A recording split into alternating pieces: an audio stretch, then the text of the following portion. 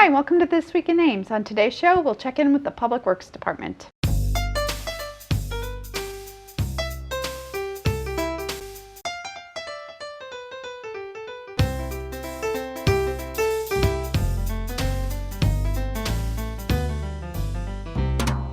My guest today is Brett Stupp, Construction Supervisor with the Public Works Department here at the City of Ames. Brett, welcome to the show. Thank you. Thanks for having me. Well, it's been a couple of weeks since the last time you were here giving us an update on construction projects, and I'm sure a lot has happened since that last visit. Give me a little overview about some of the projects that are going on this summer. Sure. A couple of the big major ones are the ISU Research Park Roundabout project down south end of town. They're at Airport Road and University. They're finally starting to move some dirt around, build up that area for the space. The roundabout actually is going to take up a lot more space than the existing intersection will. We have Grant Avenue, which is also known as Hyde, on the north side of town. Clearing and grubbing has begun there, and they've started to move soil around too to create the proper grades for the new road profile. Lincoln Way is a big one between Squaw Creek and the DOT main office there. So I imagine on that one that most people have probably been caught in that. It hasn't actually closed, but we have one-way traffic in each direction. Sure. What's the estimated time that might be done? That one actually has to be done by the first week of September. So it is, again, it's just a mill and overlay. It's not a total reconstruction. So what they're doing now is that head-to-head traffic's on that south side of the road. North lanes are closed to complete some sanitary spot repairs, some storm drain repairs, and then they'll mill and overlay that north half, shift all the traffic back to north half head-to-head while they work on the south half. And that whole construction project will be over then? Correct. By September 1st? September 1st is the deadline. Excellent. Okay, Yeah. Keep going. You're on a roll. Sure. Yeah. No. Hayward Avenue has been a big one in there in Campus Town. Reconstruction of a new drainage culvert is complete as of today. They did their final pour for the culvert today. We're putting the north half back together with a sanitary sewer repair, and then we'll be ready to prep for some paving on that north half south of College Creek on that roadway. They still have some storm sewer work to do, but then we should be putting that one back together too. And that one also originally was slated for completion August 15th. We are going to be probably a little bit behind that due to all the rain and that being a drainage area. Obviously, it was a little bit more impacted by those heavy rains that we had. But we'll work towards getting that completed. You've sort of brought up a good point. A lot of people think about a street project as just patching a few potholes and fixing a few cracks. But when you go into these projects, there's a lot of infrastructure and a lot more going into a total street reconstruction than just a little bit of patchwork. Sure. No, absolutely. While we have the street removed, or while there is a section of it removed, whether it's a block or whether it's just a small patch in the center, we want to try to do any repairs to the underground utility system, whether it's storm or sanitary or even water main or services. While we're there, we don't want to fix a roadway or patch it and then have to come back and tear out a roadway to fix something else we could have done while we were there already. So we try to get the most bang for the buck, I guess you should say. And then there's always curb and gutter repair or with a total reconstruction. So Sure. There's a lot more than just fixing a pothole. Right, absolutely.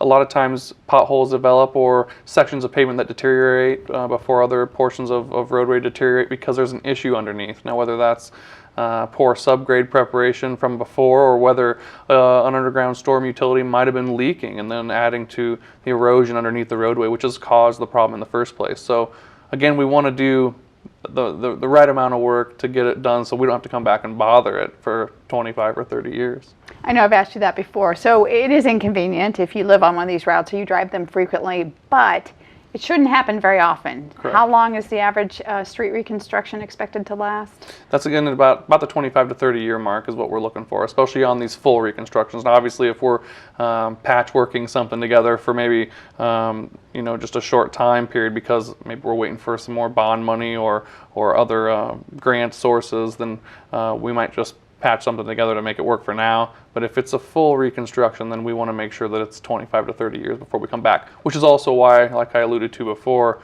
we would make sure to do any repairs or upgrading any underground utility systems while we're there. Hence, that adds a little bit more time and money to the project, but then we're not tearing out new stuff to fix.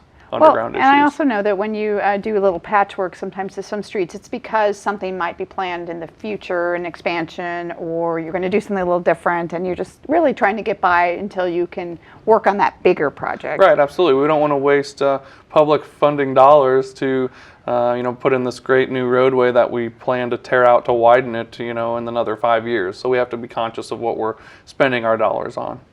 Now, even before you get these projects to engineer and work on them, streets are being monitored and sort of assessed for whether they are going to be a candidate for reconstruction or just simply repair work, correct? Right, absolutely. Yeah, City of Ames road utility maintenance divisions, they're always keeping an eye on everything. They're the ones out there plowing the snow in the winter, so they know where there's probably trouble areas. They get calls directly out to our maintenance shop with maybe curb and gutter drainage issues, or if a resident's always noticing ponding water near a certain section of the roadway. So we're always monitoring those, and that all goes into play when we're deciding where do we spend our dollars. We want to spend them wisely, and usually start with the worst areas first and work our way from there. I know that streets are prioritized based on the condition at the time they're assessed, but I have often seen residents calling in asking to have somebody look at something that's happening maybe on their street, and I've seen those priorities change because sometimes something will deteriorate much faster than initially assessed or thought of, and so people can have input on how those streets are prioritized. Sure, yeah, we welcome everybody's input. It's a big city. There's lots of feet of curb and gutter and roadways, and if there's an issue and maybe it's in a higher traffic zone, so maybe we didn't initially see it at first because there's lots of traffic there and we didn't monitor it as well, or maybe it's in a school zone. We want to make sure that those areas, or Ride bus route areas, are maintained well, and they kind of get a little bump up on the list just because we have a large number of people that count on those routes for their commute, and our public transportation systems use those as well. So I interrupted you. You had some other streets going on. One of them that people have asked me about recently, West. West, how are we doing there? Yeah, West and Woodland. Yeah, we're on our final phase of West Street itself. It's right at the intersection of Woodland then to Highland. They're grading out there, getting prepped for paving, and then the final stretch of that project is actually Woodland from west, north and west, approximately a quarter mile or so. So that one is slated for September 25th, I believe, to be complete. And it's not really our project, but we know some work is being done on Dotson Drive. Correct, yeah. Dotson Drive is being extended between Mortensen up to that subdivision behind the school, just north of the middle school. Their plan still is to have it open for school starting at the end of August. So that's pretty exciting. They've actually slipped curb and gutter in there, and I think they're just doing some more subgrade preparations before they come in and lay the asphalt roadway. Okay, and one of them's slated later in the season is Bloomington Road. Right, correct. Bloomington Road is just it's like 550 feet of resurfacing. We do have a lot of traffic up there right now due to 24th Street. We've recommended people use that route. No work starts on that project until 24th Street's done. We don't want to cut off two main corridors at the same time if we can help it. And 24th Street still is working on that infrastructure at this point? Yeah, actually, they'll be starting the infrastructure on the north half. As we said before, the traffic's kind of all shifted to the south half of the road. I believe that they have 40 some odd days to complete that work too. So obviously a busy summer. Is it typical? No, we're actually way above common CIP from what I understand. Again, I haven't been at Ames very long. I think I'm in my 4th month here. And typically we're anywhere from $12 to $17 million. This year we're at 26. So it's a real big year for us. We've actually enlisted the help of a lot of various sub-consultants to help us with the observation, even with some of the design of this work. Wow, so that is a busy season with some weather delays. We just really appreciate patience from our drivers. Yeah, I mean, it can be frustrating, as you mentioned before, and nobody really likes to deal with it.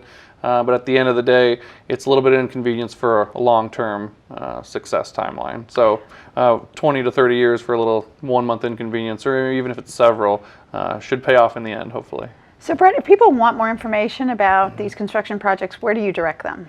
You can call me if you'd like. You can always contact me at City Hall or reach me by email. Our staff contacts and stuff are listed on City of Ames website. Also, we have Construction Update, which is on the City of Ames website as well, which is updated on a daily basis, if not weekly, depending on how much has gone on. So definitely people can get a hold of you, and there's other ways for them to seek information. We have updates on construction on our social media pages, both on Twitter and on Facebook. So lots of ways to get the word out. Well, I know how busy you are, and I appreciate you stopping by and sharing the update with us. Sure, thanks very much.